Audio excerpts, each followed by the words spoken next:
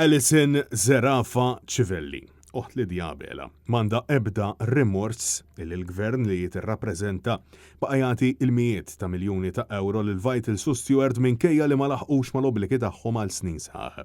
Il-ġimgħa wara nofsinhar, Net News taqsal il-Zerafa Civelli jekk taqbilx li l-400 miljun euro jingħataw lura. Issa il-qorti tal-appell konfermat li l-kuntratti ta' tliet sptarijiet kienu fraudolenti iżdar minn hekk il-gvern tal-Labor immexxi minn Joseph Muscat u Robert Tabela kienu fiftejn magħhom. Iżda, għad-domandi tagħna hija saħqet li l-poplu ħalura servizzi ta' saħħa. Minn dawk l-400 miljun euro il-poplu Malti Wawċi ħalura f'servizzi bxejn il-poplu Malti Wawċi f'servizzi ta' saħħa. Fl-ħar budget, Alison Zerafa Civelli kienet fost il-membri parlamentari laburisti li votaw favur illi ta' Stewart jibqgħu jingħataw il-miljuni ta' euro minkejja li l-evidenza kollha ta' frodi kienet diġà preżentata kollha kemm fil-qorti.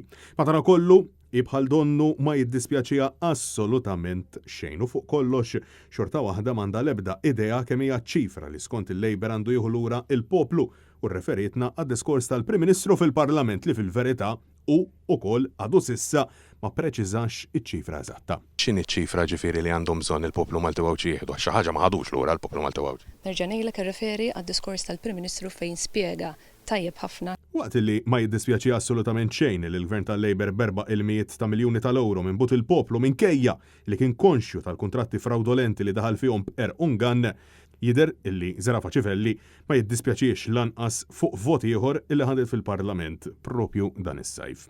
Dan wara li ftit tal-jemilu d-deputat laburista Malcolm Polajus Galja stqarr fuq l-istazzjon F-Living illi hu jiddispjaċih illi vota kontra illi ssir inkjesta pubblika brabta mal-mewt ta' Jean Paul Sofia iżda insista illi kien Robert Tabela nnifsu illi konvinċih illi legalment kienu koperti. Jien nemmen li meta votajt kontra żbaljajt. U ngħidlu li żbaljajt.